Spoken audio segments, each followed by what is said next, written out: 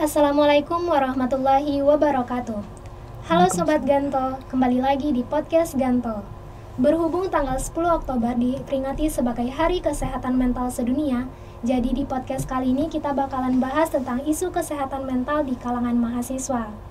Oke, perkenalkan nama aku Anissa, jabatan di Ganto sebagai staff broadcast. Tentunya aku nggak sendirian nih Sobat Ganto. Halo Zaifa. Hai Nisa. Nah, boleh perkenalan dulu nggak Zaifa? Oh boleh dong. Halo Sobat Ganto, kenalin nama aku Zaifa Nadia Aprilia, jabatan di Ganto itu sebagai editor video. Nah, di depan kami telah ada narasumber yang merupakan salah satu dosen dari Fakultas Psikologi dan juga Kesehatan. Halo Bu Vidya. Ya, halo, selamat sore. Mungkin bisa memperkenalkan diri terlebih dahulu kepada Sobat Ganto. Terima kasih Iva dan Nisa. Salam kenal sahabat Ganto, saya Vidi. Saat ini saya sehari-hari di psikologi UNP sebagai pengajar atau dosen. Dan saya juga backgroundnya yaitu sebagai psikolog ya. Selain jadi dosen, saya juga praktik sebagai psikolog untuk pelayanan psikologi. Gitu. Cukup lumayan padat ya Bu jadwalnya. Alhamdulillah. Bagaimana kabar ya Bu? Alhamdulillah juga seperti yang dilihat ya, baik-baik saja ya. Oke, alhamdulillah. Tentunya Sobat Ganto juga dalam keadaan baik-baik saja ya. Amin. Nah, Nisa, tema kita kali ini di podcast kali ini cukup menarik nih untuk dibahas. Nah, tentunya Zaifa, kan seperti yang kita ketahui nih, isu tentang kesehatan mental di kalangan mahasiswa lagi hangat-hangatnya kan. Nah, mungkin kita bisa langsung saja nih Bu, sebenarnya apa sih Bu kesehatan mental itu? Oke, ini bahasannya mungkin ke pengertiannya dulu ya kali ya, supaya Sobat Ganto juga lebih ngerti ya secara pasti kalau kesehatan mental itu sebenarnya sesuai bahasa Indonesia yang kita pahami adalah sehat secara mental. Nah, mental ini meliputi jiwa ya, pikiran, kemudian akal dan perasaan. Jadi ketika unsur-unsur tadi sehat, maka itu yang disebut dengan kesehatan mental gitu. Oke, setelah membahas mengenai pengertian dari kesehatan mental, tentunya tidak jauh juga dari yang gangguan jiwa. Apa sih Bu perbedaan antara kesehatan mental dan juga gangguan jiwa? Baik, ya orang yang sehat mental ya itu biasanya dia secara psikologis sejahtera gitu ya. Kemudian bisa menyesuaikan diri dengan perubahan yang ada di kehidupannya.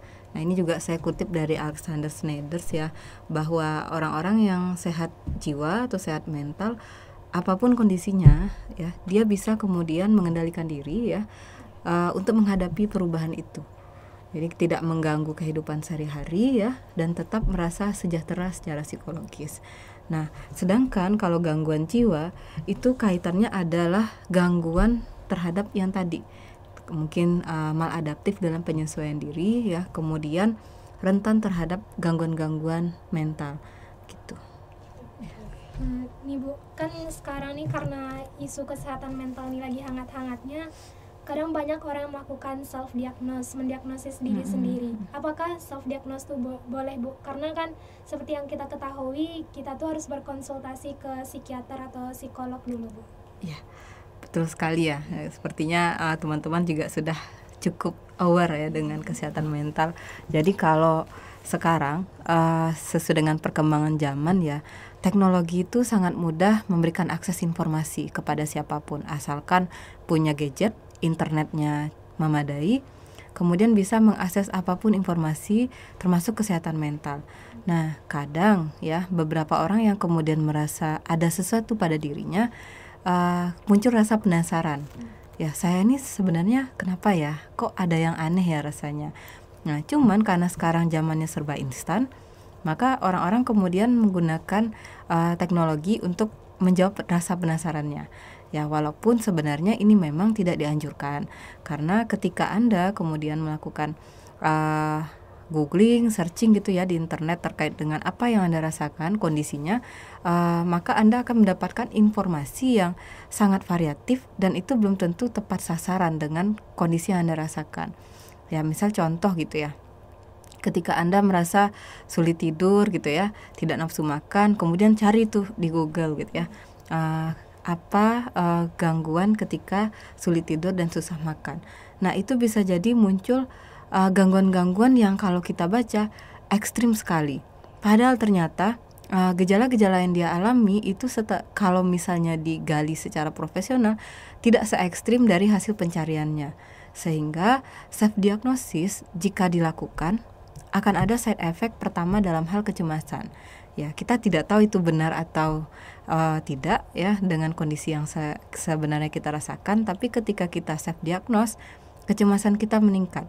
Yang tadinya mungkin masalah gangguannya tidak terlalu berat gitu ya, karena kepikiran dari hasil googling, nambah nih masalah psikologisnya lagi ya. Sehingga itu sendiri akan merugikan jika kita lakukan self diagnosis gitu. Ya, sarannya sih kalau ketika ada self diagnosis itu hindari dulu ya. Kalau memang merasa tidak baik-baik saja dan rasanya ingin lakukan verifikasi gitu ya, cek diri sendiri, coba deh datangi profesionalnya langsung gitu, psikolog, psikiater gitu ya. Nah, Sobat Ganto, itu sangat tidak dianjurkan ya untuk self-diagnose, atau kalau memang memiliki kecemasan silahkan berkunjung ke ahlinya atau yang profesinya. Oke, untuk pertanyaan selanjutnya Ibu, jika kita terlihat baik-baik saja namun besoknya itu dikabarkan bunuh diri, bagaimana sih Ibu cara mengenali orang-orang dengan kesehatan mental terganggu? Oke, ya, ini fenomena cukup sering ya kita lihat dan kita alami di lingkungan sekitar. Ya nggak usah deh sampai ke bunuh diri ya. Ya, memang kadang orang-orang yang terlihat baik-baik saja bisa jadi memang baik-baik saja atau tidak baik-baik saja. Ya, nah untuk membedakannya secara tampak luar memang tidak bisa. Ya, dan kemudian kalau yang terlihat baik-baik saja tiba-tiba bunuh diri gitu ya, atau melakukan hal yang ekstrim. Nah, ini ada kaitannya sama fenomena yang kita sering dengar kalau yang rajin kemudian tiba-tiba bunuh diri dan sebagainya, itu lebih kepada Duck syndrome. Ya, duck ini bebek gitu ya, sindrom bebek ya. Kalau Anda lihat nih, misalnya bebek itu kan kalau berenang ya, di atas kan kelihatannya tenang gitu kan, melaju santai gitu. Tapi ketika kita di bawah air itu kakinya sangat berusaha keras untuk mendayung supaya tetap stabil gitu ya. Nah, orang-orang yang terlihat baik-baik saja tadi kemudian tiba-tiba bunuh diri, bisa jadi dia seperti bebek tadi nih kondisinya. Dia berusaha tetap tegar di depan gitu ya, terlihat baik-baik saja, tidak ada masalah, tapi di belakang itu ketika tidak bertemu dengan orang lain atau tidak berinteraksi, dia sangat berusaha keras ya menghadapi masalah-masalahnya. Ini kita bisa lihat contohnya nih yang di studi akademik gitu ya. Kayaknya dia pinter gitu ya, juara terus gitu ya. Tapi ternyata di belakang itu di kos-kosan mungkin dia seharian hampir lupa makan, mungkin karena belajar dengan tekun gitu ya. Ditambah lagi kalau kita tilik dari keluarga ya, ada tekanan, tuntutan dan sebagainya, ini juga jadi salah satu penambah nanti ya.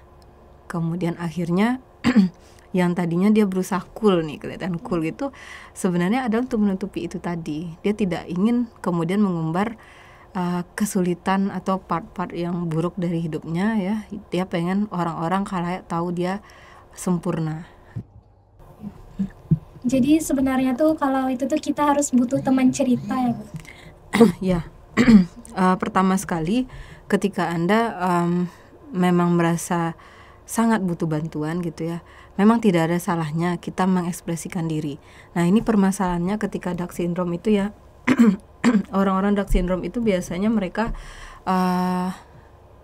lebih kepada mungkin punya kepribadian yang perfeksionis misalnya gitu ya, atau kemudian mereka merasa ada hal yang harus mereka cover gitu ya tentang kehidupan mereka, tentang ekspektasi keluarganya, kemudian dia sebenarnya tidak percaya diri, tapi kemudian supaya tidak ketahuan sama orang, udah tuh disimpan. Nah, ini kembali nih ke pribadinya masing-masing. Semakin kita berjuang sendiri, maka itu akan semakin terasa berat. Tapi jika kita membaginya, apalagi membaginya dengan orang yang tepat gitu ya, maka itu akan membuat Anda lebih mudah melewati yang sulit tadi gitu. Contohnya tadi kayak berbicara dengan orang sekitar gitu ya, orang tua mungkin kalau dekat sama orang tua atau sama saudara atau punya sahabat ya. Atau kalau sebenarnya malu banget gitu buat cerita sama kenalan, mungkin langsung cari konselor, psikolog gitu ya atau psikiater gitu. Nah, tapi gimana nih Bu, kalau misalnya kan kita tuh bilang ke orang tua kita tuh depresi atau stres, tetapi orang tua tuh masih awam tentang kesehatan mental. Jadi gimana tuh Bu? Oke, ya, ini terkait sama awareness ya. Jadi orang-orang, terutama orang Indonesia lah gitu ya. Sebenarnya kesehatan mental ini sudah banyak diketahui, tapi tidak merata semua lapisan masyarakat, nggak semua lapisan masyarakat. Mungkin yang sudah terpapar banyak informasi seperti teman-teman gitu ya di akademik, kemudian yang memang di bidang itu mereka sudah sangat sadar gitu ya. Tapi seperti orang tua kita gitu mungkin ya yang mungkin beliau juga adalah seorang yang terpelajar, tapi mungkin tidak menggali sampai ke bidang sana. Sehingga menurut beliau gitu ya, hal-hal yang terlihatnya menurut kita itu sangat sulit gitu ya, menurut beliau itu sepele. Sehingga kita kemudian mengeluhkan stres gitu, aku tidak kuat dengan ini, tantangan ini, beliau menganggap itu adalah sesuatu yang terlalu manja. Nah, ini kaitannya nanti sama karakteristik generasi. Nah, kalau misalnya saudara-saudara nanti Sobat Ganto ya mau mempelajari lebih lanjut gitu ya, karakteristik generasi ya, ke generasi itu beda-beda. Kalau orang tua kita itu masuknya ke generasi baby boomers ya namanya. Jadi yang kelahiran itu memang atmosfer atau lingkungannya membentuk mereka kemudian tahan, resisten terhadap hal-hal yang sifatnya tadi mental itu ya, permasalahan isu-isu mental. Tapi selain resisten, mereka juga belum terlalu terpapar dengan isu-isu itu ya. Ya mana ada kan orang tua kita dulu stres, depresi, anxiety, overthinking kayak gini. Sekarang kan udah sangat banyak yang tahu gitu. Orang tua kita tuh belum tahu gitu. Nah, kita generasi X, Y, Z gitu ya. Nah, saya masuk kebetulan yang X ya. X apa ya gitu. Jadi kita yang sudah tadi saya bilang terpapar banyak informasi gitu ya, kita jadi lebih melek sama apa ini kesehatan mental, isu-isunya apa saja ya.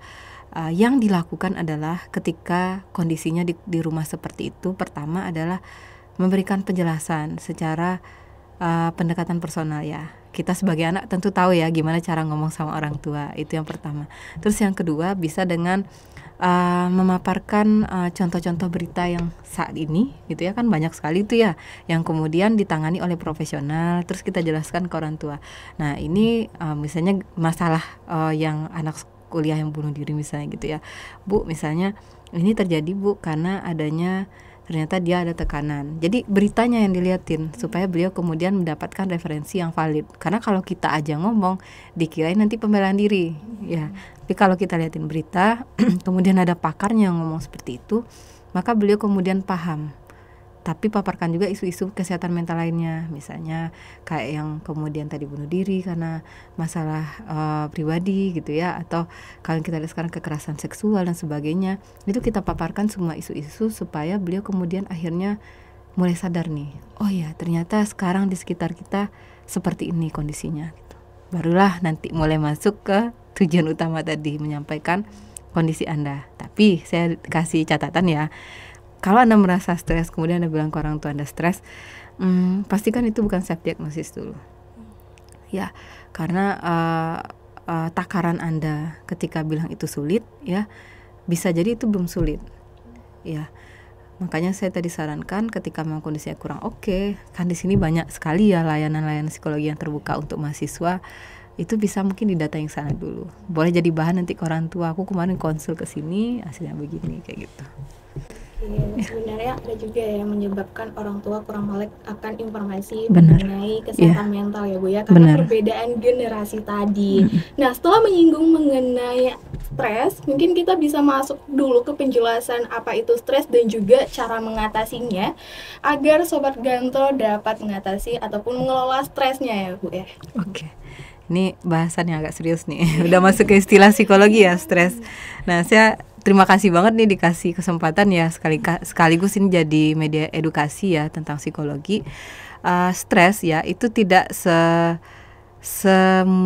sefamiliar orang-orang menggunakan istilah ini ya. Ternyata stres itu adalah kondisi emosional seseorang ya yang sudah tidak bisa dia kontrol lagi atau kendalikan lagi.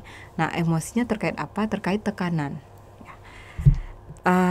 Perlu dicatat, setiap orang yang hidup itu ya, manusia yang hidup pasti punya tuntutan, tekanan gitu ya. Nah, orang yang kemudian tadi punya kesehatan mental yang baik gitu ya, dia bisa kemudian menghadapi itu dengan kapasitas atau kemampuannya. Nah, yang jadi masalah adalah ketika tekanan ini ya, tuntutan ini itu di luar kemampuannya. Muncullah kemudian rasa yang lebih berat gitu ya. Tekanannya terasa lebih berat karena kapasitasnya sudah lebih. Nah, ini yang kemudian disebut dengan stres. Ini yang kemudian disebut dengan gangguan. Nah, stres itu tidak melulu soal negatif ya. Setiap orang itu punya stres.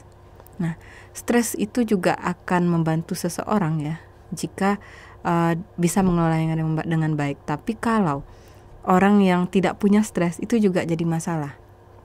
Ya, contoh nih, misalnya saya kesini tadi ya, saya kemudian cukup stres gitu, misalnya dengan kegiatan saya di rumah ya, saya punya anak, kemudian saya juga harus bekerja, kemudian akhirnya saya punya tuntutan gitu ya untuk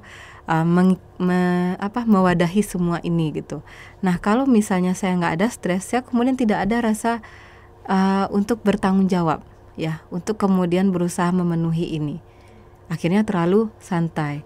Saya lalai dengan kewajiban rumah, kemudian saya juga kesininya juga santai. Jangan nanti saya nggak datang malahan kan karena terlalu menganggap santai. Nggak ada stresnya gitu, nggak ada tuntutannya.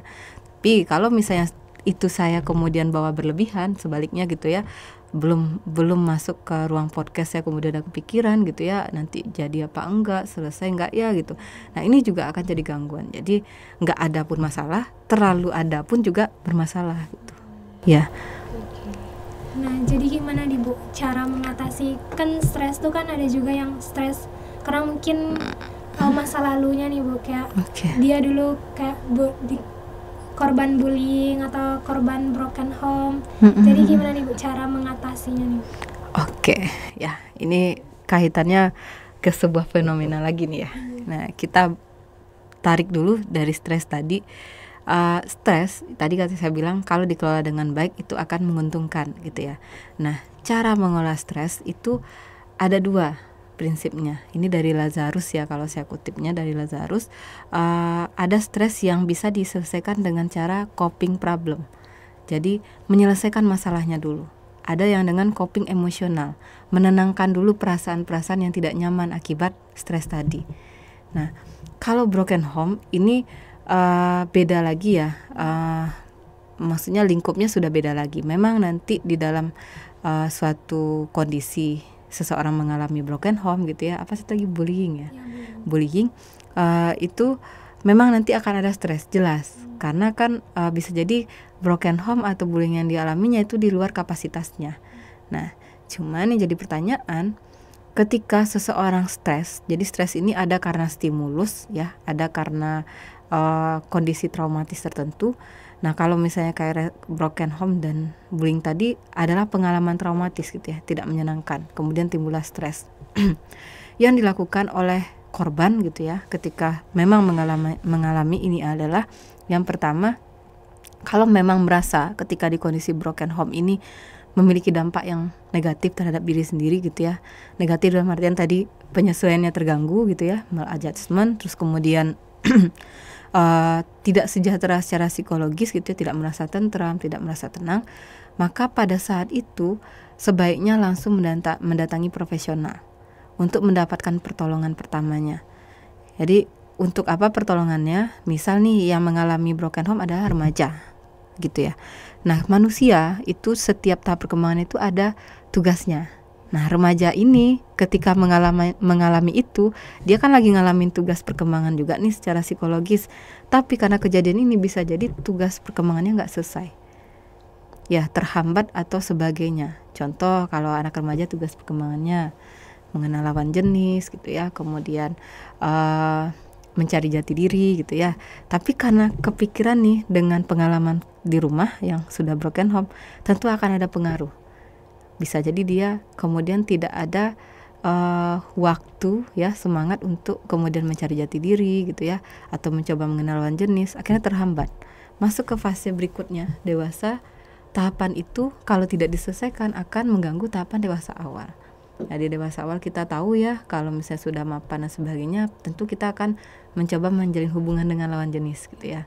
Nah, sedangkan di tahap remaja tadi dia untuk mengenal lawan jenis saja sudah tidak ada waktu, sudah tidak ada keinginan atau kesempatan. Gimana dong caranya dia mau menjalin? Untuk mengenal saja belum selesai tugasnya.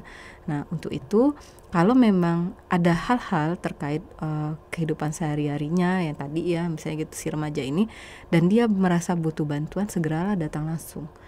Nah, ini kembali lagi ke lingkungan dulu, support nggak gitu sosialnya untuk mengingatkan dia, oke, kamu pasti cukup trauma ya dengan kejadian ini. Misalnya ada saudaranya yang ngerti sama mental health, yuk kita ngobrol-ngobrol dulu sama ibu psikolog misalnya gitu, atau kita konseling dulu yuk, minimal kamu buat melepaskan apa yang kamu rasakan, misalnya kayak gitu. Itu kalau sosialnya support ya. Yang bahayanya kalau di lingkungan sekitar juga nggak peduli nih, ya terjadilah tadi tahap dewasa awal skip, dewasa menengah skip, sampai kemudian selanjutnya gitu. Aku juga baru tahu kalau stres ini juga memiliki dampak positif ya Bu ya. Oke. Nah, setelah menyinggung mengenai tadi bullying ataupun yang broken home, itu akan menghambat pertumbuhan ataupun perkembangannya kan Bu ya. Nah, bagaimana sih Bu kita menyadari kalau kita itu memiliki mental ataupun kondisi psikis yang terganggu? Oke. Ya, tadi sedikit koreksi ya, mungkin pertumbuhannya oke sih ya, perkembangannya mungkin ya, perkembangan psikologis nanti ada masalah gizi lagi kan kalau pertumbuhan ya. Oke. Nah, kalau terkait dengan gangguan mental ya, berarti ciri-cirinya ya, kita ini nih berangkat dulu ke istilah normal dan tidak normal ya. Jadi kalau orang-orang dengan gangguan mental artinya kan sudah terganggu nih. Yang tadinya kalau kesehatan mentalnya baik-baik saja berarti dia normal. Nah, seperti yang kita tahu, perilaku yang normal adalah perilaku yang sesuai ya, atau yang kebanyakan ada di lingkungan itu. Jadi ada norma-norma yang kemudian diikuti dan itu diakui di lingkungannya. Nah, tapi ketika sudah menyimpang dari norma-norma itu, maka kita sebut dengan perilaku abnormal. Nah, perilaku abnormal yang kemudian dapat mengganggu diri sendiri ya, atau kemudian orang lain, atau merusak lingkungannya, inilah kemudian yang menjadi gangguan mental. Nah, ciri-cirinya itu sangat luas ya, tapi jika saya sebutkan ini bukan berarti kemudian jika ada memenuhi kriteria ini Anda kemudian mengklaim diri Anda tidak normal gitu ya, atau gangguan. Nah, ini adalah namanya kriteria ya. Kalau kriteria artinya bisa jadi ada kriteria lain, tapi secara umum ya, kriteria perilaku yang abnormal itu adalah tingkah lakunya berbahaya terhadap diri sendiri maupun orang lain. Contoh tadi kayak bunuh diri gitu ya, diri sendiri berbahaya, orang lain pun mungkin ada dampaknya gitu ya. Kemudian kontak terhadap realitas. Jadi kalau orang yang normal gitu ya, tidak ada gangguan, dia sangat adekuat, sangat konsisten dan dekat dengan kenyataan. Tapi kalau misalnya ada gangguan, mulai nih menjauh dari realitas, atau kalau yang sering dengar istilah menjauh dari kenyataan, itu kan berarti ada masalah di sana kan. Nah, ini bisa dicontohkan mungkin ke orang-orang yang mungkin kurang beruntung dari segi kesehatan mentalnya, itu seperti gangguan kejiwaan skizofrenia, atau yang dikenal sama orang itu gila, karena mereka sudah tidak sama realitasnya dengan yang seharusnya ya. Bisa kita lihat kan secara kasat mata bahwa secara langsung bahwa ternyata memang dia tidak mengerti kalau kenyataannya misalnya kayak jalanan itu jalan raya, tapi dia jalannya santai aja, karena kenyataannya sudah jauh gitu. Kemudian reaksi emosional yang tidak sesuai, seperti tadi harusnya mengekspresikan emosi ya, yang dark syndrome tadi gitu misalnya, atau harusnya dia marah tapi dia ketawa, itu kan sudah sangat ekstrim gitu ya. Nah, ini juga menjadi salah satu kriteria. Kemudian kriteria yang terakhir yang paling umum itu tingkah laku tidak menentu atau beralih tanpa dapat diramakan, jadi unpredictable. Perilaku yang menurut normanya harusnya dia pagi-pagi bangun misalnya gitu ya, terus tiba-tiba dia nggak mau bangun nih, bangunnya malah malam misalnya. Nah, ini jadi pertanyaan kan gitu, kenapa sih bangunnya malam nggak pagi gitu, kenapa tidurnya siang nggak malam kayak gitu. Kecuali ada hal-hal tertentu, misalnya pekerjaannya memang menuntut dia untuk malam hari. Itu beda lagi ceritanya. Tapi kalau nggak ada penyebab apapun tiba-tiba berubah, itu jadi pertanyaan juga, apakah kriteria ini termasuk gitu. Ya. Nah Bu, kan kalau di kalangan mahasiswa saat ini kan istilah tentang gangguan kesehatan mental itu anxiety sama panic attack itu kan lagi itunya kan Bu. Jadi apa sih Bu sebenarnya perbedaan antara anxiety dan panic attack itu? Oke. Ya, anxiety itu kalau diterjemahkan ke Indonesia adalah kecemasan ya. Kalau panic attack itu adalah serangan panik. Namanya serangan itu tiba-tiba. Nah, kalau anxiety itu ada penyebabnya biasanya. Jadi kecemasan itu nggak tiba-tiba muncul, tiba-tiba cemas gitu, nggak kan? Orang pasti ada sesuatu, misalnya kepikiran sesuatu, kemudian jadi berlebihan pikirannya, kemudian cemas. Tapi kalau panic attack ya, serangan panik itu bahkan tidak ada penyebab sekalipun dia bisa kemudian mengalaminya, ya. Dan bahkan orang yang sebenarnya secara mental baik-baik saja, sehat saja, tapi bisa kemudian jadi panic attack. Jadi ini emang tiba-tiba serangannya. Nah, gejalanya ini hampir sama ya. Kalau kecemasan, kita cemas kan pasti detak jantung cepat gitu ya, keringatan gitu ya, kemudian pandangan mulai tidak stabil gitu ya, mulai berair-air mungkin atau agak gimana, melayang-layang gitu ya. Nah, ini hampir sama, cuma bedanya nanti di episodenya atau waktunya. Sama tadi penyebabnya. Kalau panic attack itu biasanya akan berulang-ulang ya, ada repeatednya tapi tidak menentu karena dia tiba-tiba. Kalau anxiety, begitu penyebabnya muncul, cemasnya muncul gitu. Saya Anda cemas mau tampil di depan gitu ya, begitu Anda tampil di depan mulai cemasnya. Tapi kalau Anda nggak ada tuntutan tampil di depan, cemasnya nggak ada gitu. Itu secara umum perbedaannya. Semoga Sobat Ganto mengerti ya akan perbedaan antara anxiety dan juga panic attack. Nah, untuk selanjutnya nih Bu, sekarang kan lagi marak-maraknya berita mengenai pelecehan seksual. Nah, tanggapan Ibu sebagai psikolog itu apa sih Bu mengenai korban dari pelecehan seksual? Oke. Ya, pelecehan seksual adalah fenomena psikologi sosial sebenarnya, masuk ke sana. Jadi biasanya urusan hubungan seksual gitu ya, itu ada orientasi yang normalnya. Orientasi normalnya adalah ketika ingin menyalurkan kebutuhan biologis gitu dalam hal seksual, biasanya kita akan secara normatifnya mencari pasangan. Itu yang pertama. Kemudian suka sama suka gitu ya. Dan kalau di Islam menikah dulu kemudian gitu ya. Nah, kalau yang kemudian melakukan pelecehan, ini kan pertama tidak ada suka sama suka nih. Ya, tentu ada pihak yang tidak ingin, ada pihak yang pengen banget gitu ya. Nah, lalu konteks yang keduanya adalah pelecehan seksual itu biasanya dilakukan pasti tidak di ruang-ruang yang privasi. Ya, pasti di mana ada kesempatan di situ dilakukan. Nah, normanya adalah harusnya ini ada biliknya kan untuk melakukan hal konteks seksual seperti ini. Tapi kemudian karena kebutuhannya, orientasi seksualnya kemudian dis atau miss gitu ya, kita nyebutnya disorientasi, muncullah kemudian keinginan itu kapan saja di mana saja asal ada kesempatan. Nah, isu-isu tentang pelecehan seksual itu sudah sangat lama ya, tapi sekarang sangat banyak dibicarakan karena mudah diviralkan. Ya. Nah, untuk korban, kalau dari sisi korban kita lihat memang akan ada efek yang sangat besar, terutama kalau kita lihat prevalensinya perempuan itu lebih rentan untuk pelecehan seksual dibandingkan laki-laki, walaupun nih laki-laki juga ada nih yang terkena pelecehan seksual. Nah, untuk kondisi korban sendiri ya, kita lihat nih dari tingkatnya. Kadang ada yang maaf ya, pelecehan seksual yang kita sering lihat itu namanya begal bagian belakang tubuh atau depan tubuh perempuan gitu kan. Nah, itu kalau bagi sebagian orang yang memang kapasitasnya tidak sanggup menahan itu, maka menjadi pengalaman traumatis tersendiri, sehingga ketika ketemu lawan jenis dia sangat-sangat waspada, pertama. Atau yang kedua, dia kemudian mulai takut keluar rumah sendirian, butuh ditemenin kemana-mana. Nah, dampak lainnya kalau pelecehan seksual ini kemudian di luar kemampuan dia lagi misalnya gitu ya, dia benar-benar tidak pernah terpapar sama sekali, apalagi yang belum menikah gitu, yang masih single gitu, yang gadis-gadis, pasti akan sangat terkejut yang terjadi pertama adalah shock.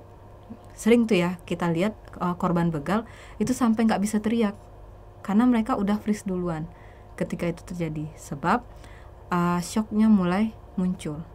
Nggak ada kemampuan untuk teriakin misalnya begal kayak gitu kan, nggak ada kan yang pernah kita bilang kan. Yang ada terdiam, kemudian pulang mungkin ke rumah atau ke kos dan habis itu nangis. Ya itu dari segi korban. Kalau dari segi pelaku kita bisa lihat ini adalah sebuah gangguan gitu ya. Nah, jadi gimana nih Bu? Kan itu tuh akan menyebabkan trauma bagi si korban kan Bu. Jadi gimana nih cara mengatasinya tuh bagi si korban ini? Oke. Sebenarnya pelecehan seksual itu bagi korbannya sangat berbekas sekali. Nah, untuk penanganan tidak bisa hanya sekedar kemudian diajak ngobrol gitu ya, konseling dan sebagainya. Kita perlu melakukan penanganan yang lebih serius atau lebih lanjut. Coba dibayangin yang tadinya shock gitu ya, kalau kita tenangkan mungkin bisa tenang sehari atau 2 hari kemudian bisa tenang, lalu kemudian dikawal dan sebagainya. Tapi untuk seterusnya dampak kedepannya ketika mungkin dia masih single dan harus bertemu orang lawan jenis gitu ya, berkenalan dan sebagainya, ini akan jadi sebuah pengalaman bagi dia. Nah, kalau tidak diselesaikan, itu bisa berdampak kepada misalnya yang mau menikah dan sebagainya, dia punya persepsi tertentu. Sehingga sangat disarankan ketika sudah mengalami kondisi seperti ini, segera atasi masalah ini dengan bantuan psikologis gitu. Ya ke psikolog ya, psikiater, tapi memang harus secepatnya gitu, supaya tidak terlalu lama berbekas dan kemudian jadi ketanam gitu ya ke dirinya. Nah, jadi apakah self love dapat mengatasi tentang gangguan-gangguan mental yang dialami oleh si korban ini? Oke. Ya, istilah-istilah anak muda ini saya kadang agak-agak harus hati-hati ya jelasin. Oke, self love ya atau menyayangi diri sendiri gitu ya. Sebenarnya mau mentalnya sehat atau enggak, kita pada dasarnya perlu menyayangi diri kita sendiri dulu. Memang ketika kemudian kita sayang dengan diri kita kemudian akan menemukan kenyamanan gitu ya. Kita nyamanan seperti apa gitu kan secara psikis, secara psikologis. Nah, kesehatan mental dan self love ini kaitannya nanti ke awareness, ke kesadaran.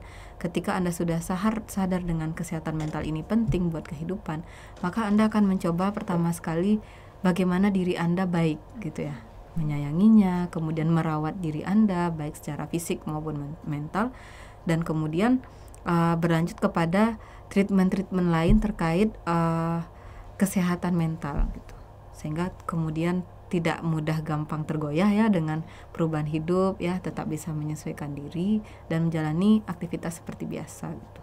Oke, ternyata self love itu juga sepenting itu ya Bu untuk mencintai diri sendiri. Betul. Nah, kenapa sih Bu isu kesehatan mental ini harus digaungkan? Ya, betul. Berkaitan dengan peringatan kesehatan mental gitu ya. Kami dari psikologi itu kan ada kumpulannya Himpunan Psikologi Indonesia ya, atau yang kita kenal dengan HIMSI. Nah, kampanye ini ya, peringatan kesehatan mental itu pertama kali sangat penting kami lakukan.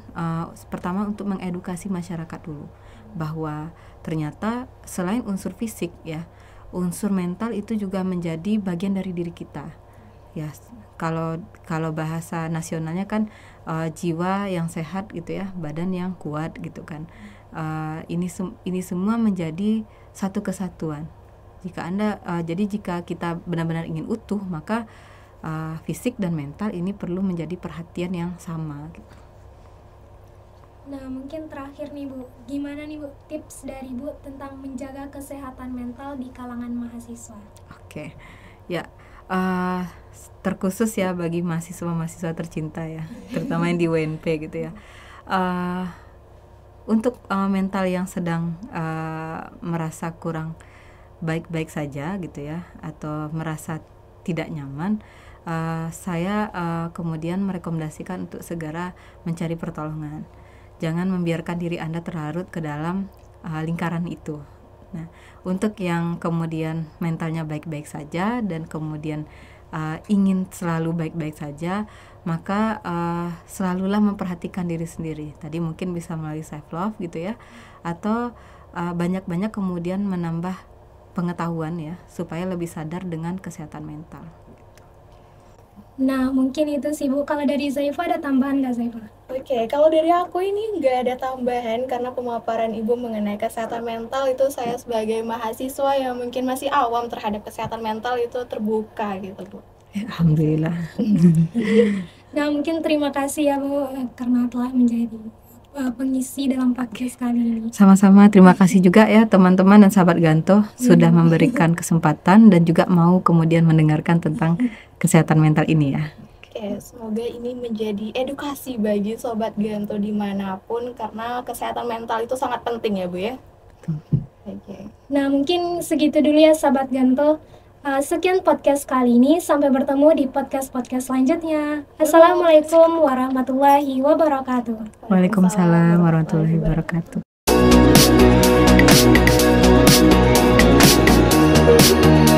Wabarakatuh.